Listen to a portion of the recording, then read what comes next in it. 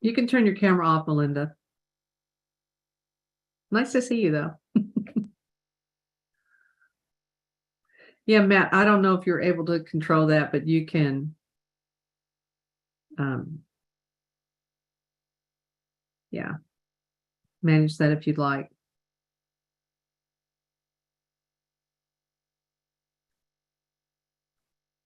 Yeah, I can do that. All Sometimes right, thank there's you. people that Delay. like being on camera. Yeah. Oh, and the other thing, you're recording this, so you'll mention that you're recording it. Okay, Yeah, I'll put that in the chat. thank you. Yep. Are you going to be speaking at all? Not unless you want me to. Okay, I'll go ahead and kick this off then today.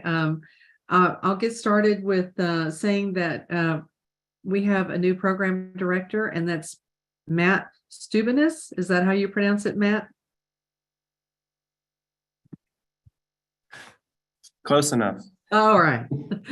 We'll have to get that down pat for the next one. But thank you for being here today. As always, we're so excited to be partnering with the Dallas Public Library to bring this free programming to anyone in Dallas and our viewing area. And we have a really interesting program that I think is very important also for the environment. So I just want to always tell you a little bit about the Office of Environmental Quality and Sustainability. My name's Judy Schmidt. I'm a Senior Public Information Officer, and I'm the team lead for the outreach team for our department. Again, the Office of Environmental Quality and Sustainability. We're one of 70 plus departments and divisions within the city of Dallas that the city operates on behalf of all the 1.3 residents. And what we focus on are all types of environmental topics. So just to give you a quick example, when later on, when things start heating up in the spring and early summer, you'll hear about the ozone action days. We have air monitoring teams, or actually have probably already, they're already at home because they go into the field at 3 and 4 o'clock in the morning. They check air monitors that are situated throughout the city of Dallas to check on the air quality and everything that's going on regarding air. We also have BioWatch that they handle. Nobody knows where those locations are. That all plugs into Homeland Security. So that's coming out of our department.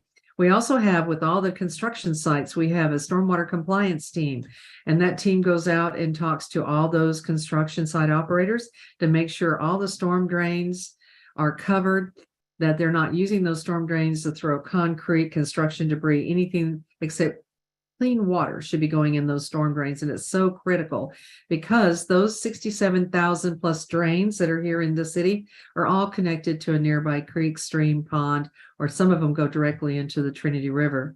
So it's our water, and that's one of the most precious resources that we have.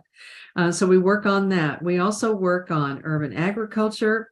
We work on zero waste. And we work on some new initiatives. You may have heard this week, earlier on Monday, there are 2 new programs that were launched out of this department.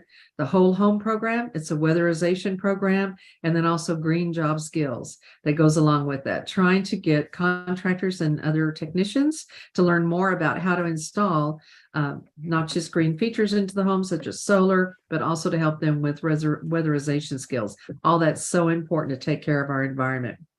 Now we want to turn our attention to the fact that we have Jake Poinsett with us from the Trinity River Audubon Center.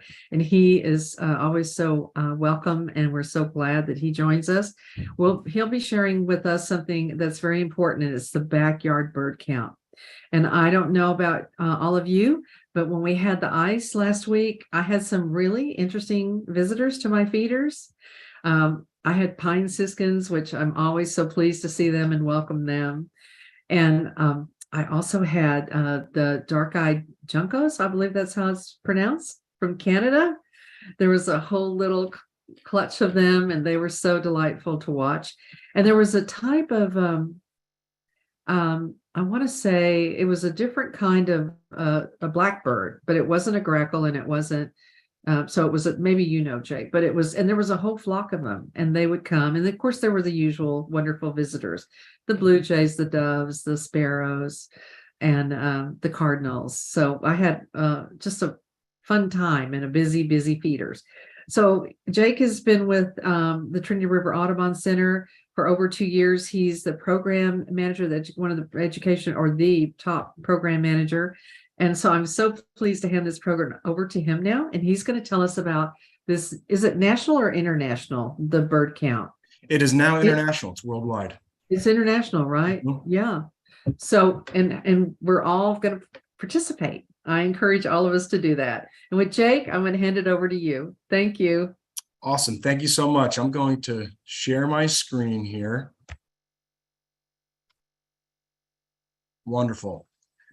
Okay, I want to thank my friends at the City of Dallas and the Dallas Public Library for inviting me. I'm very excited to be here, and thank you all for joining us. I am Jake Poinsett, the program manager at the Trinity River Audubon Center. The Trinity River Audubon Center is a nature center, a part of the National Audubon Society, and we are located 10 miles south of downtown Dallas, but it feels a world away. That's what we like to say. And as the program manager, my job is all about environmental education, volunteer coordination, and habitat restoration. And a lot of the environmental education is with students from kindergarten to college, and also fun public programs where we help people build their own relationships with nature. And one of the many programs are these fun presentations, and I love doing them. So today we're going to be talking about the Great Backyard Bird Count, what it is, why it is what it is, and how we can all get involved and contribute to science. So let's jump right in, or let's fly right in. That maybe is more appropriate. So I know this is not news to anyone. We've all been on these Zoom presentations before, but it's good to go over the best practices so everyone can enjoy this presentation to the best of their abilities. So let's make sure that everyone's camera is turned off and your microphone is muted. Feel free to ask questions via the chat box at any time during this presentation. If something comes to mind, if there's a comment, a question, throw it right in because we'll have time at the end for Q&A. Make sure your computer sound is up so you can hear me speaking clearly, and I'll do my best to speak clearly because I do get very excited about topics like this. I am a big old bird nerd and I'm proud of it.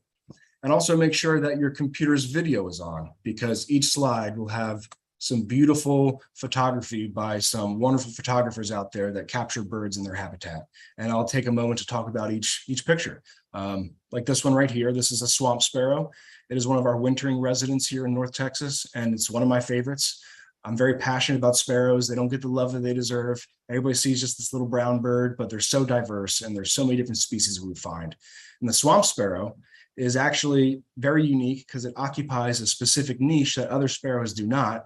They're found in wetlands. So that's why their legs are a little bit longer than other sparrows' legs. So they act like little miniature wading birds going through the wetlands and flooded prairies, picking up seeds and insects. They're just really fun to observe. So I mentioned that I work for the National Audubon Society. But what is that? Who is Audubon? What's the story? At this point, the name Audubon is synonymous with birds. We were named after the naturalist and the illustrator, John James Audubon, who was instrumental in painting a picture of bird diversity in North America. And our organization was actually founded many, many, many years after he passed away. And it was thanks to two early pioneers in conservation in the 1800s, Mina B. Hall and Harriet Hemingway. They were unhappy about high fashion at the time known as plume hats, where people would shoot a bird to put just one feather in a cap. And it was so popular with the high society types of New England that birds their populations were plummeting. So these two people got together and organized gatherings to talk about alternatives. How can we appreciate these birds without depleting their population? And these little gatherings became so popular that they started to pop up all over New England. And then because of these grassroots efforts, the Audubon Model Law was passed in 1901, which banned all plume hunting. And one of the birds that was hunted for its plume is the great egret we see in this picture here. And those real wispy, beautiful feathers are called the aigrette feathers. And those were the ones that people wanted to put in their cap. So if you look at our logo on the right side, that is an egret flying. And now this bird is all over the place once again. So thanks to their efforts. Later on, all of these local Audubon societies formed the National Audubon Society in 1940. And today we're still a leader in conservation with boots on the ground conservation, environmental education, advocacy, speaking up for birds and the habitats that they need. And you can see starting off in Massachusetts, now our influence is nationwide. We're all over the place. There are local Audubon chapters that you can be a part of. In the Dallas area, we have Audubon Dallas. We have the Fort Worth Audubon chapter. There's the Prairies and Timbers Audubon chapter north of Dallas. And these are just groups of folks who advocate for birds. They go on bird walks. They do habitat restoration projects. They share fun information of how they can help birds in their backyards and beyond. And then we have lots of Audubon centers and sanctuaries. And these centers and sanctuaries are the door to the wild, where people come out and explore and learn.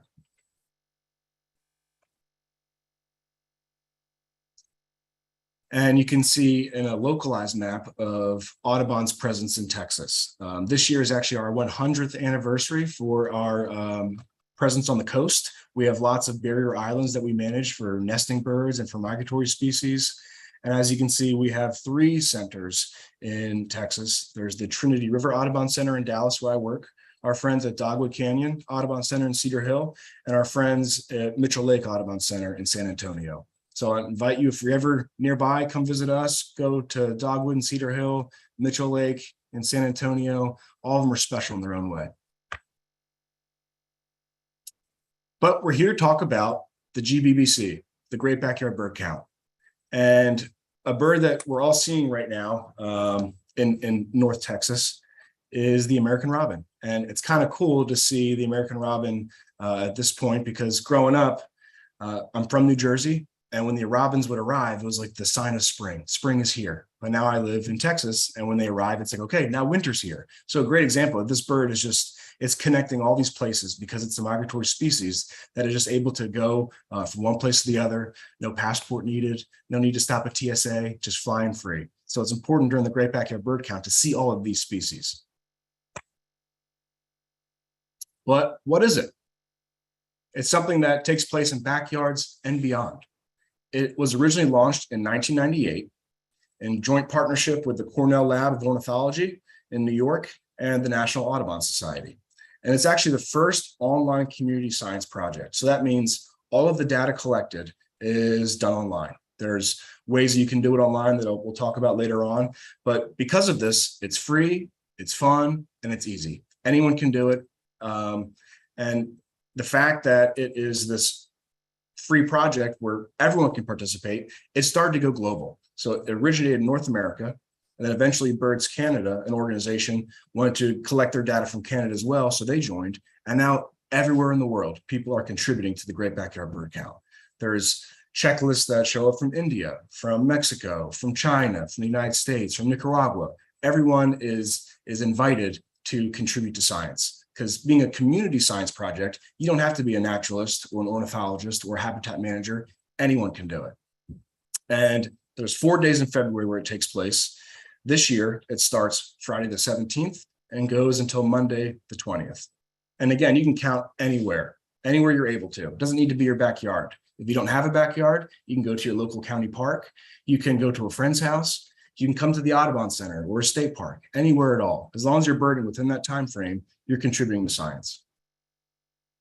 And another bird that you'll probably see during the Backyard Bird Count is the eastern bluebird. So we live in an area where you might find them year round, but their population really booms in the wintertime because all of the northern breeding species winter in the southern parts of North America. And this bird has a great conservation success story because their population started to plummet. But with the Eastern Bluebird Project, people started to put up nest boxes everywhere, wherever they could, where there was an open space, because they prefer wide open habitats, savannas, prairies, farm fields, and it's a cavity nester. So all of these bluebird boxes were providing nesting habitat for birds that their original habitat started to disappear. And now the Eastern Bluebird is thriving.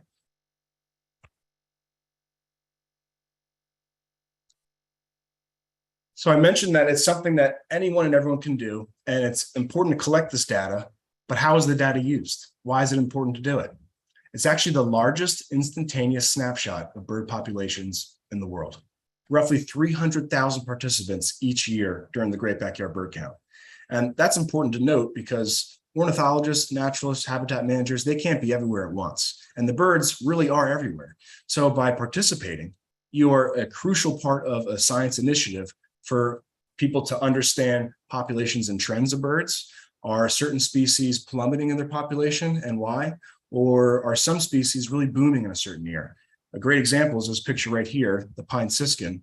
They are a bird that goes through eruptions, IRRUPTION. An eruption in a bird's population is when their breeding area has lots of food available. So because of that, more birds are able to breed and they're able to care for their young, and their populations really just go all over the place. So when it comes to their wintering population, we notice them in places where they're usually not found and in larger numbers. So during the Great Backyard Bird Count, being in winter, you'll see some years there's pine siskins everywhere. Other years you might see a few, but it's cool to see that these birds that were breeding in Canada and Northern North America, we can understand how well they did that year by seeing their numbers in the Great Backyard Bird Count in Texas. And also I mentioned the populations. That helps us understand and determine the habitat health. Some birds are very specific to their habitat requirements, and by seeing how many birds are found each year, lets us know what needs to be done to preserve, promote, and restore habitat. The Harris's sparrow is a great example. It is the only endemic breeding songbird to Canada. So that means every single Harris's sparrow was born in the Arctic tundra of Canada, and they all winter in the southern Great Plains of Texas and Oklahoma. So we are seeing, thanks to efforts like the Great Backyard Bird Count, that their populations are continuing to decline each year. So now we know that we need to restore more of their preferred habitat, hopefully find places that are more suitable for them to protect, and how to protect them and the environment that we share, because birds and their diversity is a great sign of habitat health and also overall the environment.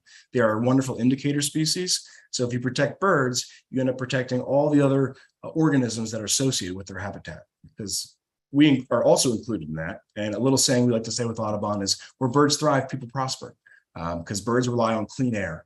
They rely on lots of space, just like us. They rely on clean water and food.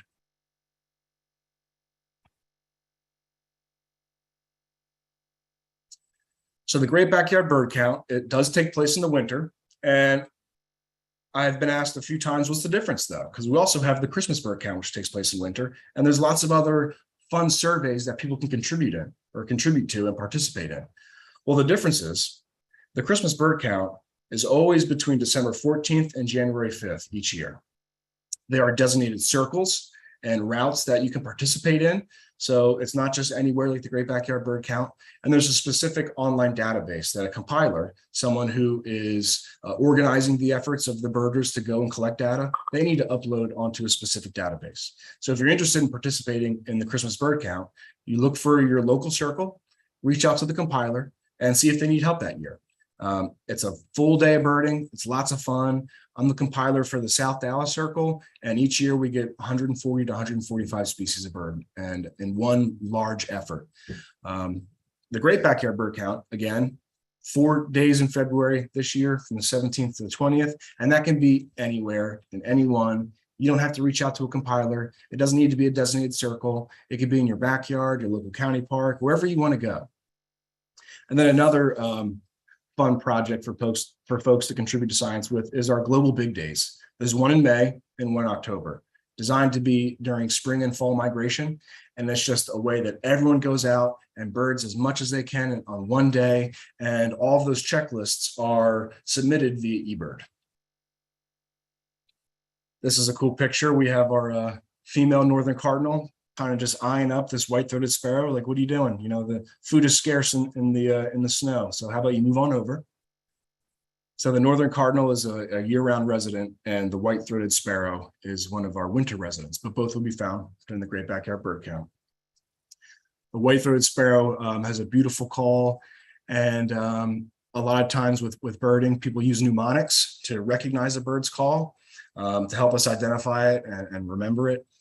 So for the white-throated sparrow, a lot of people think it sounds like it's saying, "Oh, sweet Canada, Canada, Canada," or "Old Sam Peabody, Peabody, Peabody." I'm sure we've all heard that before if we're walking around on a trail near Dallas in the wintertime. So I went over the different reasons why the Great Backyard Bird Count is important and how it's designed for anyone and everyone to participate and get involved. But how can you participate?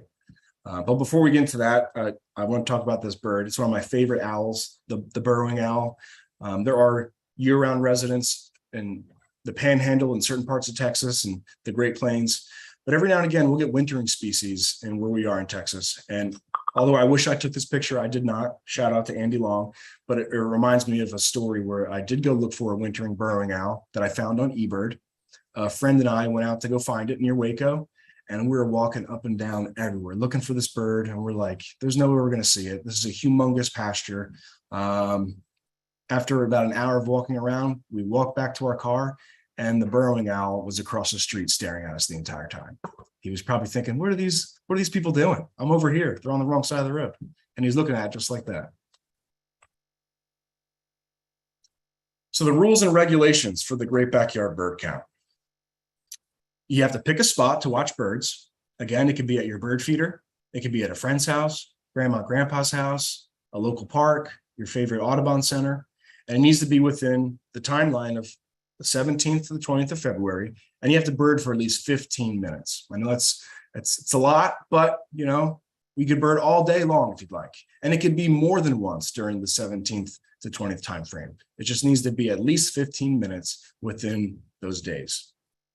When you are birding, do your very best to identify the birds that you see and hear, and then you share what you find via two ways for the Great Backyard Bird Count. Either Merlin Bird ID, which is a very user-friendly app that you can download on your phone, or via eBird.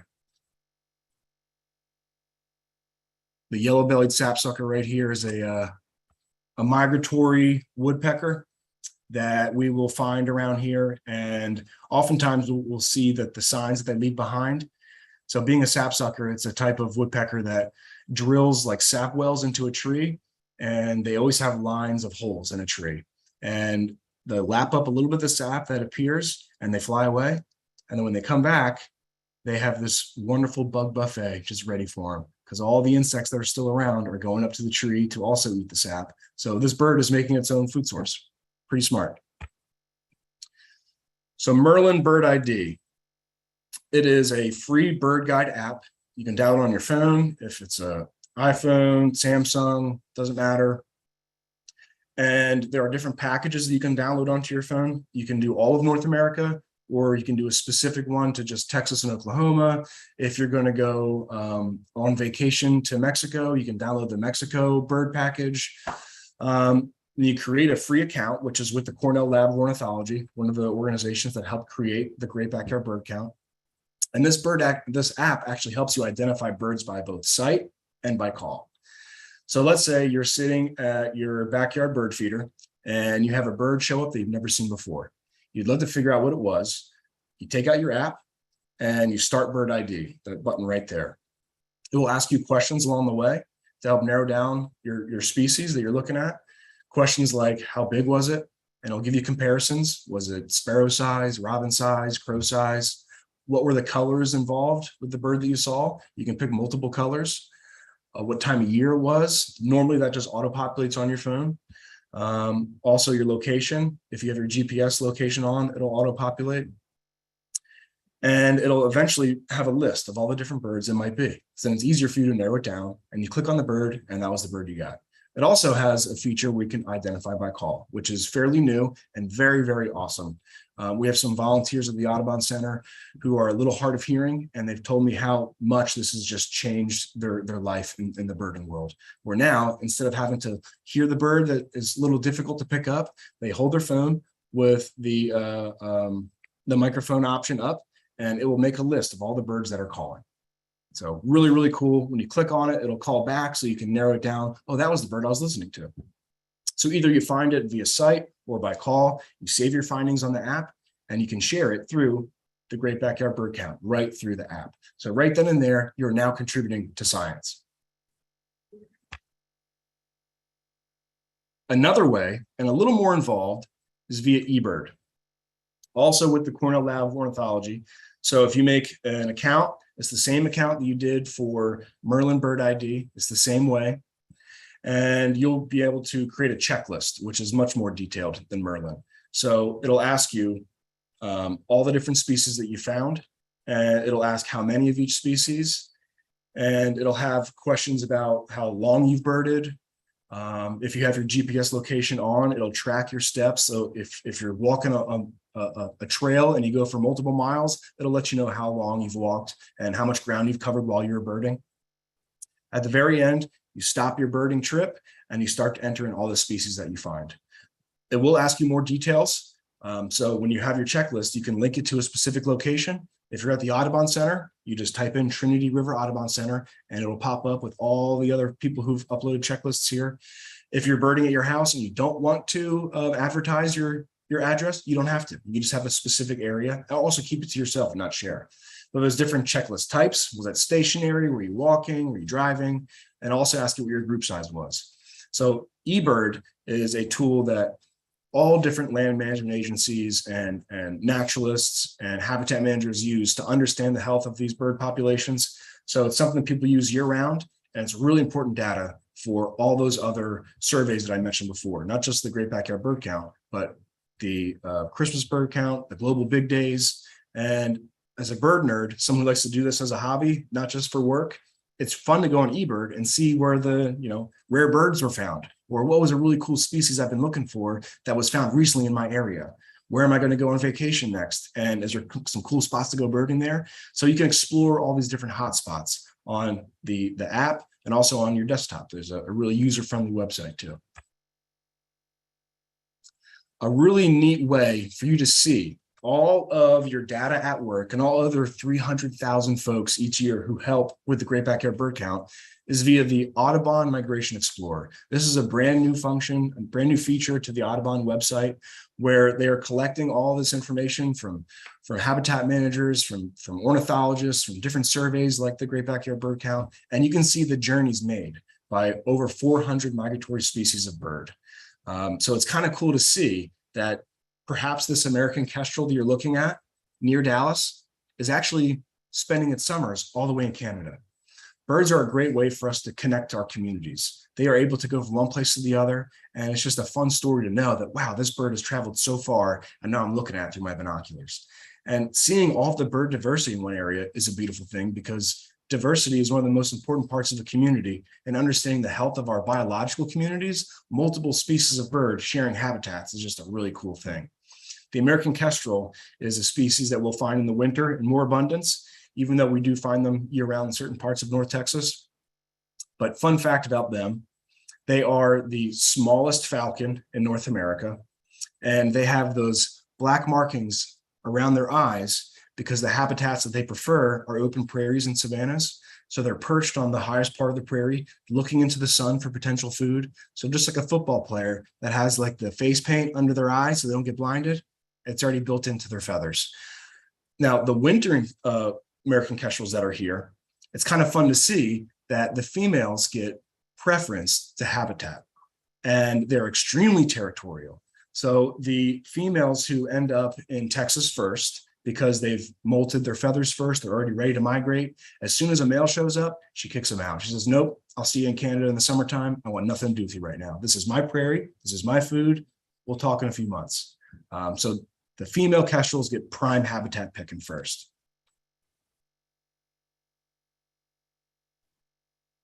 All right, now you're excited, you're inspired, you want to contribute to science. What are some other ways you can get involved to go and advocate for birds like the blue-headed vireo?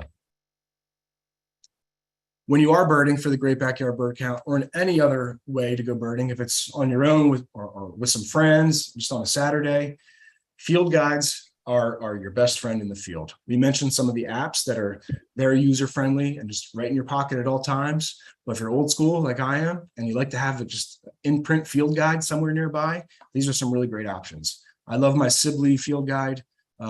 Wonderful illustrations, really great details of what they look during the breeding season as opposed to their wintering season. Their breeding plumage is no longer here, so they look very different in the wintertime. Peterson's, obviously the National Audubon Society has lots of different field guides, not just birds, but there's field guides for reptiles and amphibians and trees and flowering plants, grasses.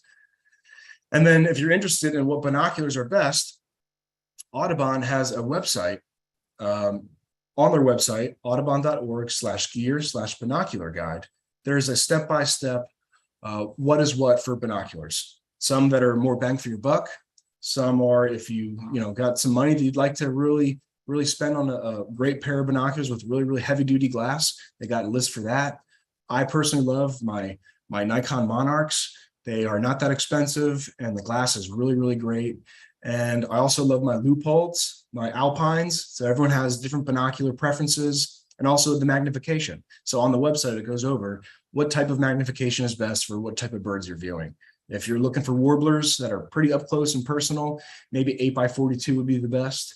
If you're looking for some shorebirds that are a little further away, maybe 10x50 would be a little bit better. But the website breaks it down, what binocular for what reason, and what are the best options out there. So we at the Trinity River Audubon Center is always a place to go birding.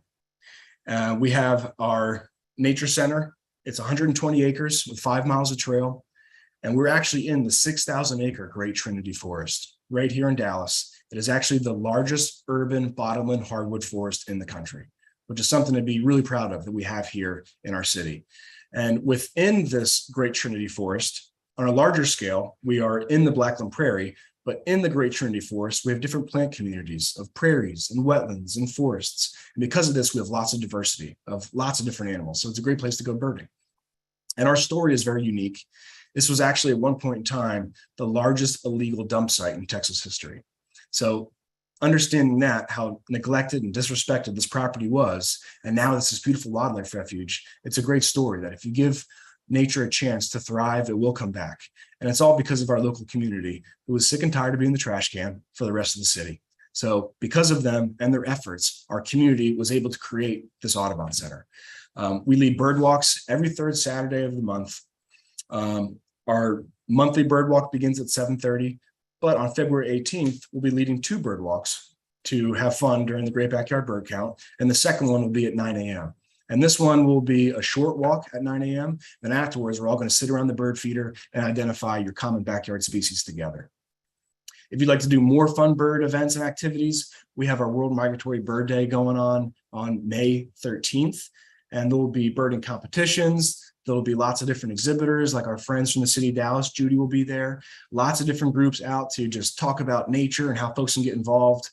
And if you'd like to be part of our team, we're always looking for new volunteers to help with our habitat restoration, our habitat management, to lead bird walks, to help with our field trips, to just engage with the public at the front desk. There's lots of different ways to get involved and speak up for birds. So thank you so much, everybody. I hope you enjoyed that. And I hope you're all going to go out and contribute to science at the Great Backyard Bird Count. And I see there's some questions in the chat box here. We can get to those.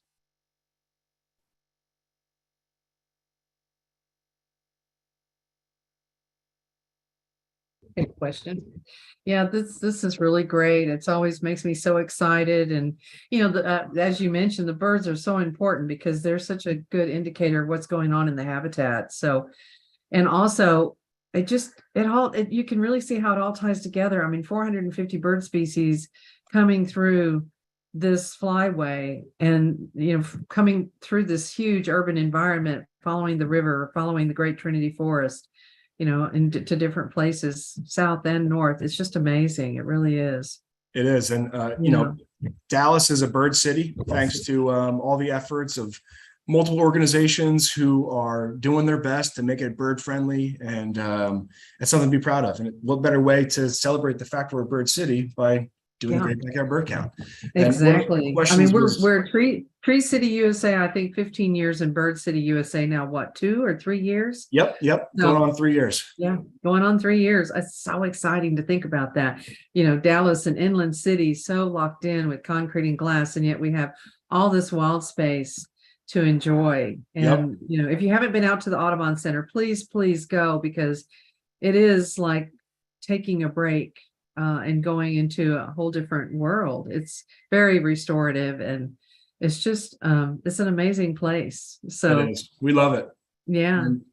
And even definitely a little gem. If you like architecture, it's South beautiful Dallas. architecturally. Yeah, the birds, the wildlife, the trails, the wetlands. You're right by the river, so you get to see the river.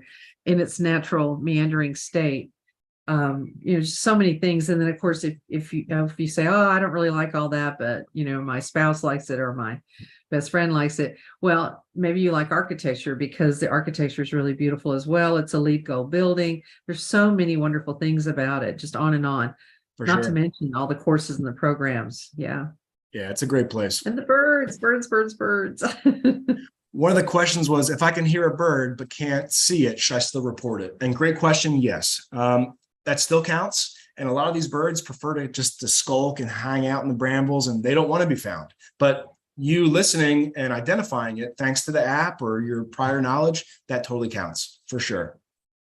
And another question, will you be emailing info about how to report what we see February 17th to 20th? I will put my email into the chat here. And if you have any other further questions about how to participate and how to contribute, and I'm happy to answer. Is there a preference for one app versus the other? So for reporting birds that we count, I believe that Merlin Bird ID is a little more user-friendly for someone who's just getting into it, because it does help you step-by-step identify the bird, and it doesn't ask you as many detailed questions. And you don't have to have I saw 20 red-winged blackbirds and 2 ruby crowned kinglets. It's just naming the species that you saw, and that still counts. And then right there on the app, you just, as long as you're having it calculate what day it is, then all the folks who are calculating the data for the Great Backyard Bird Count know that it counts. But if you'd like to get more involved, eBird has lots of different functions, and it's just a little more steps to it.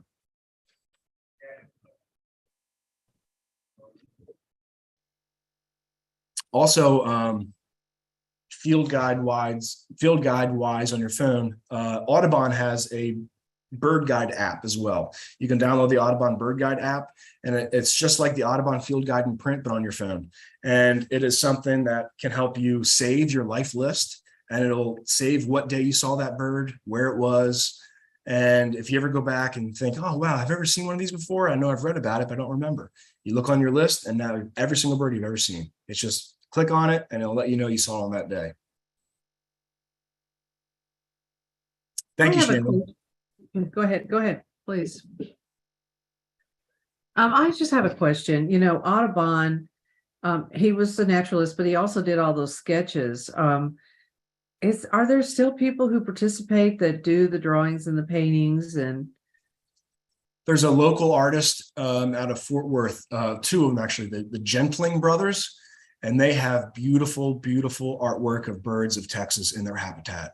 I have a picture. Really? It's a print. It's not the original, but it's of a roadrunner running through a prairie, and it's my favorite picture in my house. It is absolutely beautiful. Scott and Stuart Gentling. Let me write that in. I hope those are their names. Let me put those in. I saw a roadrunner out. This was years ago, but I was driving in to your drive up, about half a mile drive up to get to the building, and a roadrunner was running next to me, actually ahead of me. It never gets old seeing a roadrunner. Coolest thing. I was like, oh my God. Of course, I started slowing down. I took my foot off the gas, and so I could really see him. And he was just running along there along the side of the road, just like a roadrunner should, yep. Right? And then he darted, of course, in the fence line there where the golf course is. But it was before it was built, but there was a fence there. But anyway, I never saw him again, and I always wanted to see one again. But do you still have them out there? We'll see them periodically. They're not as common, but not too far away. There's some breeding populations in Ellis County, Kaufman County, and those are some reliable spots. You might encounter them. I know at Cedar Hill State Park, which is another great place to go birding, not that far away. They do have roadrunners that breed there. A little more reliable to see them there. And they really prefer just those wide open spaces. Yeah. Oh, he was amazing to see. So just with, my own eyeballs, not in pictures or in a video or a movie, but right. Yeah. And then of course I had to laugh afterwards because had to think of the Coyote, Roadrunner and Coyote, the cartoons. I thought, yep. Well, there he was, just running along the side of the road, trying to get away from the coyote. Me, the car. It's so cool. Yeah, very, very cool. Oh, it's supposed to be good luck if a Roadrunner crosses your path. Wow. Okay, good, great. Good to Well, know. I have had good fortune, so I'll claim it. Yeah. Any other questions for Jake? Anything about this app and this work? So we are going to try to limit it to that period of time. They want to Yep. they want that count. The count is important just to do it through that time. And it can be any time of the day or night during that period of time. Okay, Correct. good. All right. We're ready. We're gonna do Awesome. it. Right, Well, everyone? thank you so much, everybody, for joining us, and thank you, Judy and Matt and Brandon, for the invite. I always love doing presentations with you guys, so thank you so much. Thank you so much for your time. Yep, get counting. Thank you, Woohoo! Matt. Let's do it. All right. Bye.